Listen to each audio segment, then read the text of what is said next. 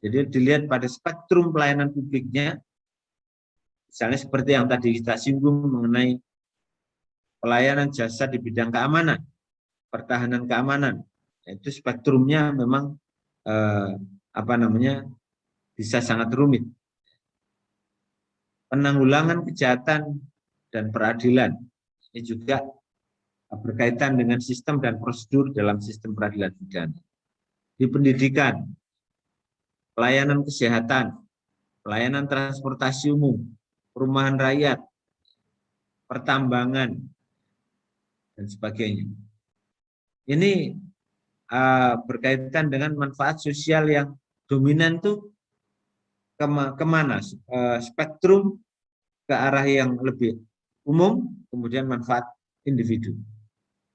Tentu disitulah kita melihat bahwa pelayanan publik yang kompleks dan sederhana tergantung kepada tadi pendulum spektrum pelayanan publiknya. Apakah itu manfaat sosialnya yang dominan atau manfaat individunya. Semakin spektrum layanan publiknya itu manfaat sosialnya yang luas, maka itu menunjukkan bahwa di sana adalah gambaran dari pelayanan publik yang kompleks. Sedangkan pelayanan publik yang sederhana adalah lebih kepada wataknya yang sangat individual.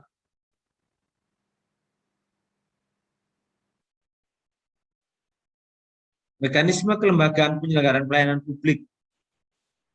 Tentu di sini ada wilayah ranah publik dan ranah privat. Ya. Contoh kalau yang publik itu adalah pelayanan oleh pemerintah, intergovernmental agreement. Kalau privat misalnya ada kontrak, franchise, grant. Tapi kalau privat misalnya government funding, pelayanan yang bersifat contohnya apa?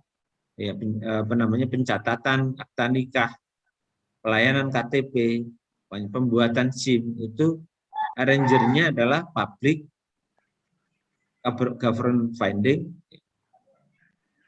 tetapi bukan dari privat, itu dari publik. Kalau dari aspek privat to privat, pasar bebas, pelayanan yang sukarela, pelayanan sendiri, itu contoh-contoh produk dari penyelenggaraan pelayanan publik yang bersifat privat dan publik. Nah, kemudian dilihat dari ciri-ciri pelayanan publik ya, yang privat dan publik. Ciri-ciri berdasar kepada sifatnya. Ciri-ciri berdasar sifat itu pelayanan publik itu memiliki eksternalitas. Artinya berkaitan dengan kepentingan masyarakat umum. Sedangkan pelayanan publik kepentingan pribadi itu sifat. Risiko kegagalan itu berkaitan dengan diterima oleh banyak orang secara kolektif bersama banyak orang. Sedangkan pelayanan privat itu hanya pribadi perseorangan. Akses warga tanggung jawab negara, kalau yang pelayanan publik tanggung jawab warga. Ini kalau dilihat dari akses warga. Ini membedakan mana pelayanan publik dan pelayanan privat. Kemudian keterkaitan dengan tujuan dan misi negara.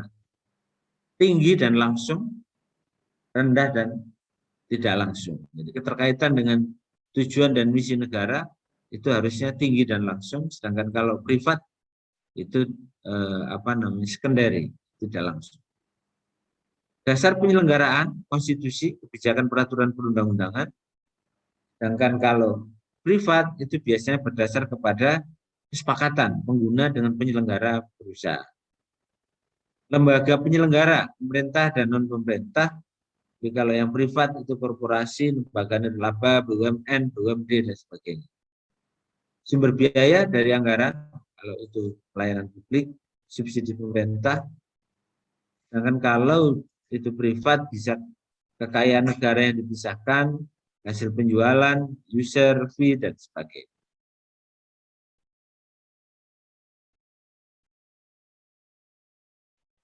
Nah, saudara sekalian, sesungguhnya prinsip dalam konteks pelayanan publik itu harus ada standarnya. baik itu secara privat maupun secara publik. Tetapi yang penting menggunakan prinsip-prinsip penyusunan standar pelayanan. Yang pertama adalah sederhana. Jadi penyelenggaraan pelayanan publik itu haruslah sederhana, mudah dimengerti, diikuti, dilaksanakan, dan diukur dengan prosedur yang jelas. Ada SOP, ada panduan, ada petunjuk, partisipatif, melibatkan masyarakat dalam pihak terkait lainnya. Ini sangat penting karena nanti akan dibahas secara khusus mengenai partisipasi. Akuntabel, dapat dilaksanakan dan dipertanggungjawabkan. Berkelanjutan, terus-menerus dilakukan perbaikan upaya peningkatan kualitas. Konsep berkelanjutan ini menarik. Saya pernah datang di sebuah perusahaan negara atau namanya Badan Kesejahteraan Perlindungan Kesejahteraan Sosial.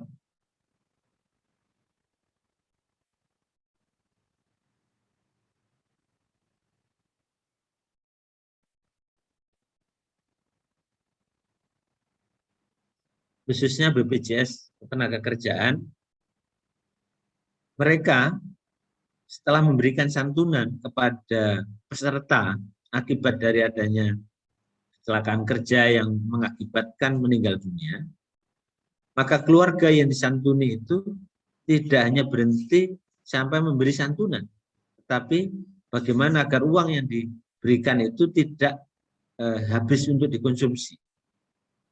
Maka kemudian diberikan pembinaan untuk melakukan, karena telah kehilangan kepala keluarga yang mencari mata pencarian, maka kemudian diciptakanlah keluarga itu dilatih untuk mempunyai pekerjaan baru.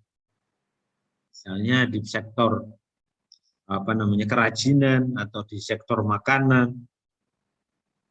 Kemudian dihubungkan dengan pihak pemerintah daerah untuk mendapatkan perhatian dan kredit bank. Selain itu juga dibantu aspek pemasaran. Nah, akhirnya keluarga yang semula kehilangan mata pencarian, mereka dapat hidup kembali dengan menghasilkan penghasilan baru, dia menjadi pekerja baru, yang itu kemudian mereka bisa juga menjadi anggota BPJS Ketenagakerjaan lagi atau baru. Contoh berkelanjutan, transparan. Proses pelayanan publik itu harus dilakukan secara terang, informatif, komunikatif. Itu prinsip-prinsip transparansi. Keadilan, menjamin bahwa pelayanan dapat menjangkau semua masyarakat. Berikutnya, standar pelayanan ini juga selain ada ini, kemudian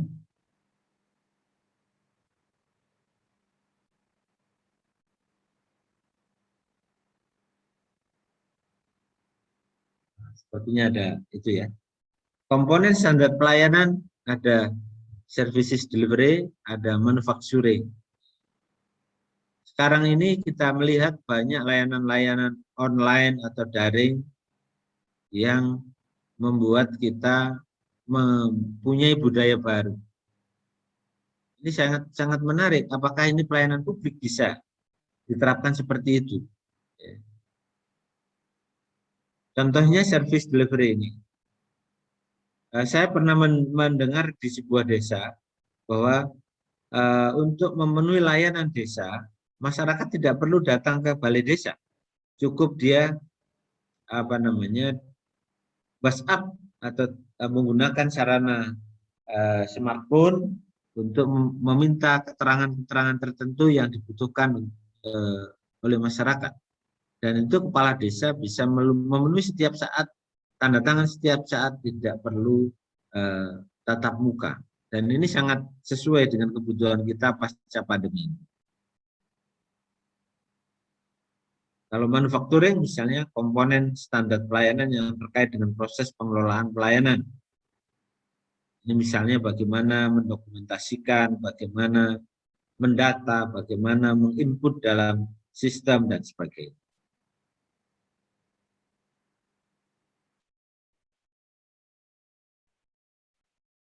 Nah, selain prinsip-prinsip tadi, saudara sekalian, apa namanya, dalam pelayanan publik, terus khususnya kebutuhan manufacturing, itu ada beberapa, ini masih kelanjutan ya, yang tadi terlewati. Pertama, yang ketujuh tadi sampai 6 ya, ada dasar hukum, sarprasnya, kompetensi pelaksana, pengawasan internal, jumlah pelaksana, jaminan pelayanan, jaminan keamanan dan keselamatan layanan, evaluasi kinerja. Ini beberapa persyaratan yang atau standar yang harus diterapkan di dalam penyelenggaraan pelayanan.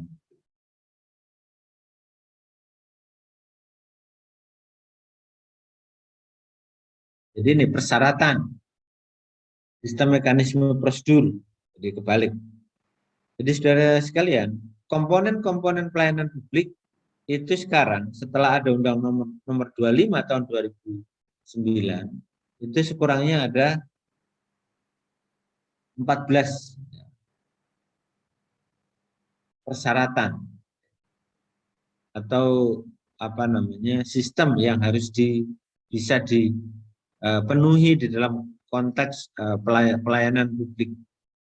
Persyaratan misalnya untuk dapat memenuhi atau dipenuhi pelayanan itu ada syarat-syarat tertentu. Saya ngurus KTP, ada KK, ada kartu keluarga, ada surat nikah, dan sebagainya. Sistem, mekanisme, dan prosedur, saya kira setiap pusat-pusat pelayanan itu ada. Jangka waktu pelayanan, ini juga harus jelas. Biaya tarif, apalagi tidak boleh ada pembayaran di luar prosedur formal. Produk layanannya apa saja, aduan, saran, masukan.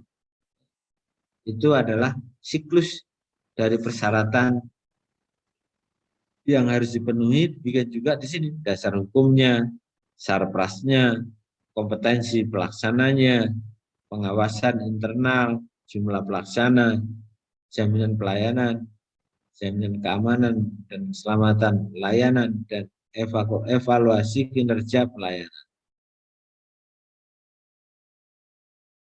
Itu beberapa syarat. Jadi dengan demikian maka fundamen pelayanan publik itu sesungguhnya adalah, bisa kita simpulkan bahwa pelayanan publik itu merupakan hak warga negara sebagai amanat konstitusi. Oleh karena itu maka pelayanan publik merupakan hak konstitusional, hak yang diatur dalam konstitusi kita dan wajib untuk dilaksanakan. Pelayanan publik diselenggarakan dengan pajak dan dibayar oleh warga negara. Ini juga sangat penting bahwa jangan sampai kemudian masyarakat tidak dilayani atas dasar tidak bayar pajak. Pelayanan publik diselenggarakan dengan tujuan untuk mencapai hal-hal yang strategis bagi kemajuan pencapaian tujuan bangsa dan di masa yang akan datang. Pelayanan publik memiliki fungsi tidak hanya memenuhi kebutuhan-kebutuhan dasar warga negara, tetapi juga manusia sebagai manusia yang akan tetap juga memberikan perlindungan kepada masyarakat. Nah, ini fundament dari pelayanan publik. Tadi sudah saya katakan bahwa penyelenggaraan pelayanan publik itu selalu terkait ya dengan apa yang kita sebut sebagai maladministrasi. Tidak terpenuhinya standar pelayanan itu ada berpeluang terjadinya maladministrasi.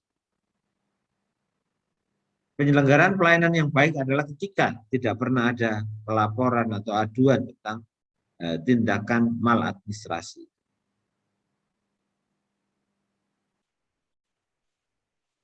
Jadi kalau kita lihat dari definisi yuridisnya,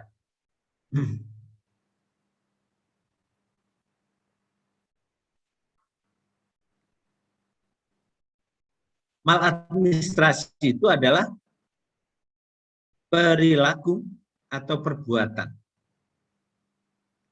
Perilaku atau perbuatan yang bagaimana?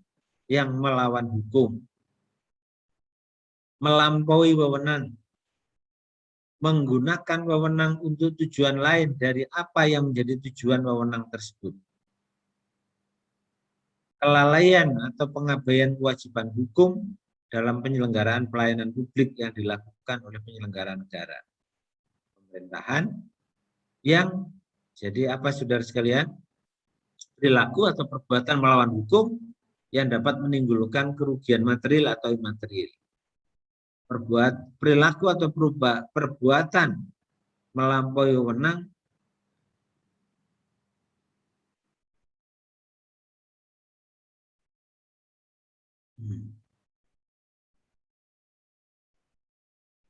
yang dapat merugikan kerugian material dan imaterial.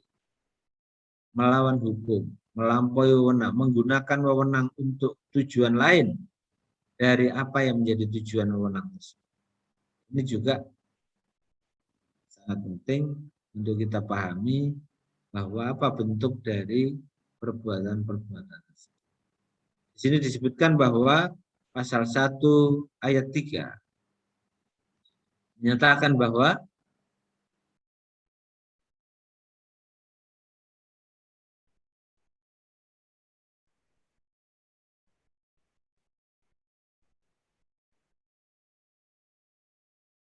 jadi perbuatan-perbuatan itu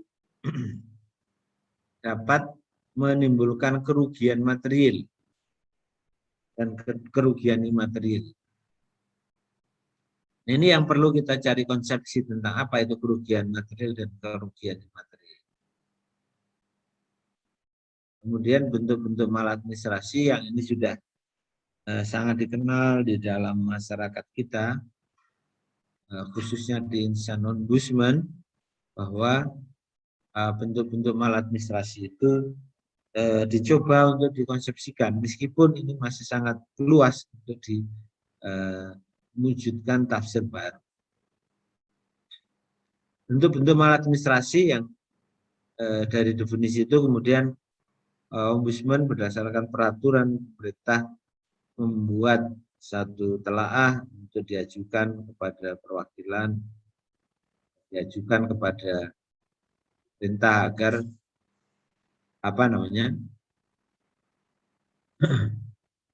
maladministrasi itu tidak terjadi. Contohnya apa? Jadi contoh perbuatan perilaku yang melampaui wewenang, misalnya penundaan berlarut,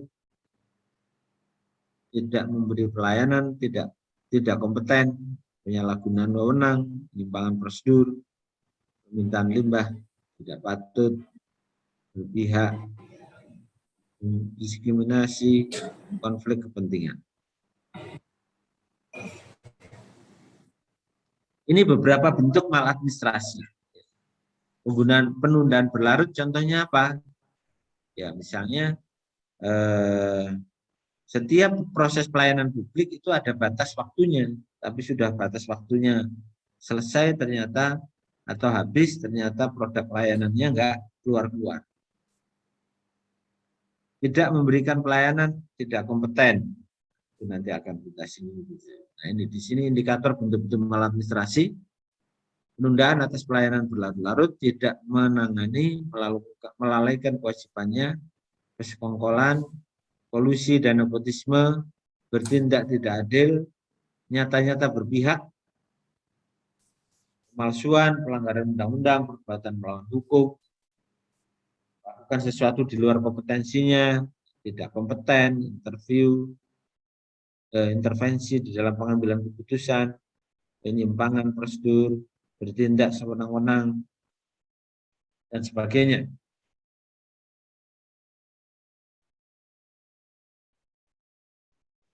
Ya, meskipun demikian, saudara sekalian, bahwa di dalam pelaksanaan penyelenggaraan pelayanan publik ada patologi birokrasinya.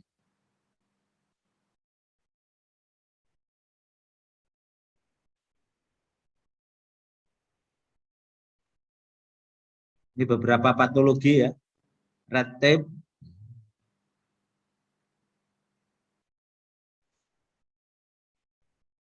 konflik kewenangan, KKN, enggan melakukan perubahan. Jadi ini adalah patologi birokrasi yang perlu kita waspadai. Ada red tape itu berkaitan dengan apa namanya, berian kepada orang-orang yang misalnya membantu kita dengan sengaja atau tidak mengambil barang-barang di bandara. Penggelembungan organisasi ini juga tadi diuji, mungkin maksudnya adalah banyak kasus-kasus yang backlog yang tidak dapat diselesaikan karena persoalan waktu. Aplikasi tugas dan fungsi untuk apa? Untuk menyelesaikan konflik kewenangan. Terima kasih untuk KKN juga demikian, termasuk patologi birokrasi, di mana seperti yang dikatakan oleh Lord Acton bahwa apa namanya, setiap kekuasaan itu cenderung ada korupsi, dan setiap kekuasaan yang absolut itu akan menimbulkan korupsi yang absolut. Nah, salah satu patologi birokrasi yang sangat mengkhawatirkan adalah enggan melakukan perubahan. Konflik kewenangan itu juga sering terjadi. Saya kira kasus TWK KPK yang diperiksa oleh Ombudsman itu juga disoroti dari konsep kewenangan. Itulah apa namanya, problematik yang kita hadapi dalam konteks ketatanegaraan. Ada beberapa masalah klasik dalam pelayanan publik di negara kita ini. Apa itu? Ya, misalnya biayanya mahal, prosedurnya sulit dipenuhi, dan harus melakukan tahapan yang berbelit. Memberikan layanan tidak ramah, diskriminatif, tidak ada kepastian hukum dalam pelayanan, tidak transparan, tidak responsif terhadap kebutuhan warga negara. Ditandai praktek kolusi, korupsi, dan nepotisme.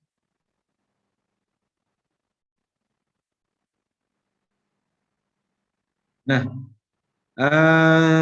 Bapak Ibu Saudara sekalian, bahwa di apa namanya, Ombudsman, dugaan maladministrasi itu banyak terjadi. Ini kita lihat di sini persentase tertinggi adalah jenis penundaan berlarut. Kemudian yang kedua, tidak memberikan layanan. Yang ketiga, penyalahgunaan wewenang. Yang keempat, tidak patut. 44, berpihak, imparsialitas. Penyimpangan prosedur, laporan tindakan tidak kompeten, laporan permasalahan imbalan atau uang dan jasa, 21 isi lab, dan oke, itu adalah beberapa dugaan maladministrasi yang ada di Ombudsman. Ini juga kita lihat ya, jenis-jenis dugaan maladministrasi yang terjadi di Ombudsman. Ada berpihak, itu kita temukan di institusi kepolisian yang tertinggi dan pemerintahan daerah. Kemudian diskriminasi itu di pemerintahan daerah. Konflik kepentingan itu ada di kepolisian dan pemerintahan daerah yang tertinggi ya persentasenya ya. Kemudian penundaan berlarut itu juga sama, pemerintahan daerah juga demikian. Kalau penyalahgunaan wewenang, instansi pemerintah itu tinggi, kemudian baru daerah. Kemudian juga tentang lembaga pendidikan, itu juga ada keluhan di apa namanya, baran dari dugaan maladministrasi tahun 2019 sampai 2020.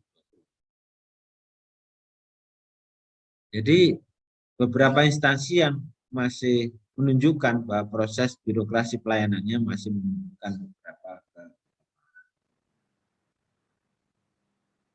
Nah, beberapa pengalaman Ombudsman di bidang energi dan pertambangan. Saya langsung saja. Jadi laporan terkait dengan bidang Energi dan Pertambangan itu ada di wilayah Kementerian Koordinasi Kemaritiman dan Investasi. Dalam kurun 3 tahun terakhir, yang tertinggi adalah di bidang perikanan, penanaman modal, kehutanan, maksud saya yang tertinggi adalah perhubungan dan infrastruktur, dan perizinan, pertambangan, 3 besar ya, listrik, ini masuk energi, pemukiman dan perumahan, implikasi dari proses pembangunan yang masih berjalan, kehutanan ini. Jadi kalau lihat dari grafiknya yang tertinggi itu adalah 3, perhubungan dan infrastruktur, perizinan dan pertambangan.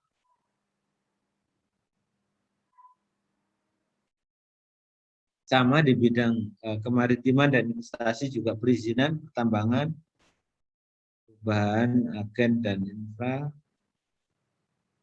itu ya beberapa yang instansi terlapor. Ada Pemda yang paling banyak, BUMN nomor 2, Kementerian ISDM. Kemudian permasalahan pelayanan publik yang sering dilaporkan. Listrik itu mengenai 2TL, kenaikan biaya tarif tagihan listrik, permohonan sambungan baru. Kemudian kalau perhubungan dan infrastruktur itu kondisi jalan yang rusak, proses pembangunan infrastruktur yang kurang transparan. Nah, yang berkaitan dengan isu-isu energi dan pertambangan itu di sini. Pertambangan, ya, peningkatan status IUP, perpanjangan status IUP, proses pencabutan IUP. Ya, ini kebanyakan ada di ruang tamu, tapi maaf, di ruang yang sesuai, misalnya di rumah atau di kosan, tapi maaf, maksud saya pertambangan, peningkatan status IUP, ya, itu seringkali berbenturan dengan kepentingan daerah dan pusat. Perpanjangan status juga demikian. Proses pencabutan IUP, tumpang tindih IUP, ini juga banyak terjadi.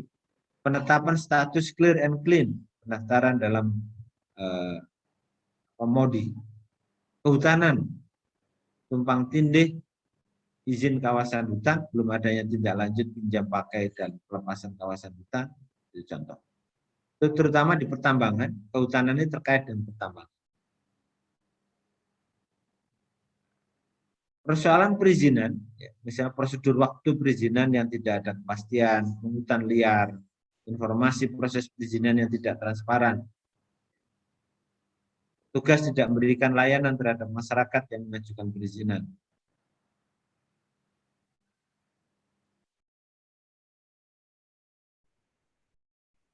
Nah, Ombudsman di dalam proses melakukan advokasi maupun itu melakukan pencegahan juga. Selain menerima laporan masyarakat kegiatan penyelesaian laporan masyarakat, juga melakukan kegiatan pencegahan. Di antaranya adalah survei kepatuhan, kajian sistemik, survei dan monitoring bersama instansi mitra. Ini beberapa kajian dalam rangka pencegahan. Selain itu, Ombudsman juga memiliki RCO, reaksi cepat Ombudsman. Nah, reaksi cepat itu jika dalam hal bagaimana, yaitu kondisi darurat, mengancam keselamatan jiwa, mengancam hak hidup. Ini bisa dilakukan RCO. Berapa bentuk RCO yang pernah dilakukan? Dugaan maladministrasi pada terjadinya kebakaran tangki minyak Pertamina di Balongan, bocoran pipa minyak Pertamina Hulu Energi di Pantai Kerawang, perbaikan jalan berlubang, permasalahan listrik. Ini contoh yang kita juga pernah minta keterangan dari masing-masing Kaprodi, masing-masing asistenan yang ada di lingkungan Ombudsman.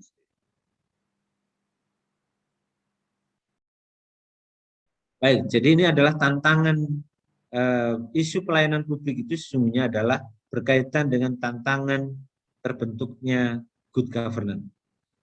Untuk apa? Menghapus perilaku korup, birokrasi lamban, ASN kurang profesional, lemahnya kultur hukum. Ini meskipun sekarang lagi sedang berproses untuk melakukan perubahan, tetapi 4 hal ini menjadi tantangan terhadap terwujudnya good government. Ini adalah tuntutan dari semua level dari penyelenggara pelayanan publik, baik itu kultur melayani dan kultur hukumnya. Saya kira itu harapan Ombudsman, bahwa dukungan dari publik masyarakat baik itu secara sukarela itu akan mempercepat penyelesaian laporan masyarakat, kemudian akan terwujud koordinasi dan jejaring yang efektif. Jadi pelatihan ini menurut saya akan melahirkan kader-kader yang kita harapkan bisa mendukung Ombudsman untuk dapat menyelesaikan laporan dengan cepat atas dukungan masyarakat. Melakukan kerjasama dalam rangka pengawasan dan perbaikan pelayanan di kelembagaan pemerintahan, baik itu kementerian, lembaga, non-departemen, dan pemerintahan daerah dari pusat sampai daerah. Kemudian kita harapkan juga partisipasi masyarakat dalam pengawasan pelayanan publik, karena Ombudsman sendiri tidak mungkin melakukannya sendiri karena ada keterbatasan-keterbatasan. Marilah kita terus bersinergi untuk meningkatkan kualitas pelayanan publik dalam bentuk pengawasan yang optimal, baik itu yang dilakukan oleh Ombudsman maupun masyarakat secara keseluruhan. Itu beberapa informasi yang bisa saya sampaikan di dalam kesempatan yang singkat ini. Mohon maaf jika penyampaiannya terlalu monoton, karena memang begitulah yang bisa disampaikan. Terima kasih, saya kembalikan kepada moderator jika ada hal yang ingin didiskusikan, serta waktu kurang lebih 5 menit. Baik, siap.